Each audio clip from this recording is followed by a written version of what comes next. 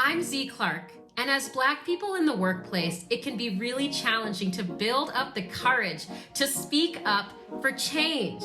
Why? Sometimes it can just be intimidating to talk to people, the decision makers that are more senior.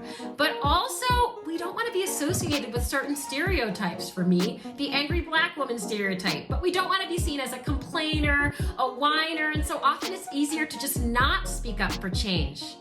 But we want the change to happen. So I'd like to share with you 4 steps to building up the courage to speak up for change. I'm Z Clark, and this is our time to breathe.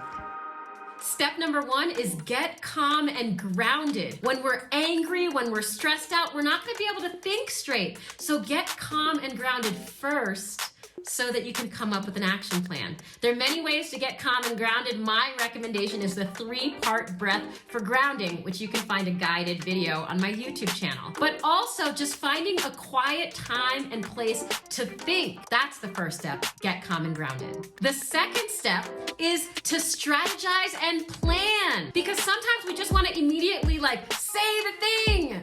But sometimes it's better to figure out what the political landscape is, for example. Who are the decision makers? Who can actually make this change? Who are the influencers? Who can be a sponsor for this change? And also, who are the allies? Who else agrees with you? So understanding the political landscape is part of what is your strategy and plan, but also what's your pitch, right? So if it's the decision maker, if you're pitching to the decision maker, what do they care about? What will they benefit from by implementing this change? Is it their P&L? Is it their personal brand? Is it just feeling good about themselves that they did something good in the world? So figure out, who are you pitching? What do they care about? And focus on those things. The next thing is, what channels should you use for this ask? Are they one-on-ones? Are they email? Is it a meeting? Is it a combination? What's the order in which you implement this change? Who do you talk to first? Is it the allies? Do you get a group of people together? Is it that one influencer that you know, if you get that person, and do they like you? Or is there somebody else that's better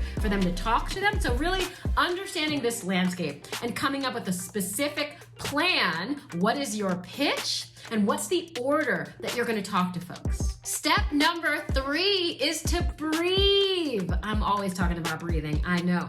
But in speaking up for change, we can get really stressed out and nervous. And so there are 3 breathing techniques that I suggest that you can do. The first is the lion's breath for speaking up, for channeling that inner voice, that inner lion. And it looks super weird, but there's a guided practice on my YouTube channel where you can look at how do you do the lion's breath. You do this before you walk into a big meeting, before you're about to use that voice. Okay, the second one is about anxiety, because sometimes you're staying up all late the night before, and in your mind it's like, well, if I speak up, if I say this thing, maybe I'm gonna get fired, or maybe somebody's gonna disagree with me, and then they're gonna say that I was aggressive, and then maybe I'm gonna lose my job, and and your mind goes, rah, rah, rah, rah, rah. The 4-7-8 breathing technique is amazing for reducing anxiety, especially if you can't sleep the night before.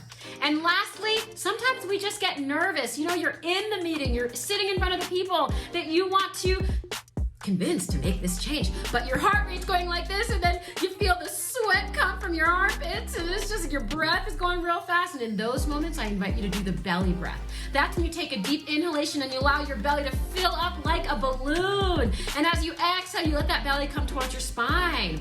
And so as you do that, that stimulates your parasympathetic nervous system. That is your rest and digest nervous system that allows you to be calm. All right, and step number 4, speak up, because you've already done all the planning. You have your implementation plan. You know who you're going to speak to, in what order, and you've done your breathing so that you have courage, so that you are calm, so that when you say what you say, you are your best self. So good luck with speaking up for change. I wish you all the best. Thanks for watching.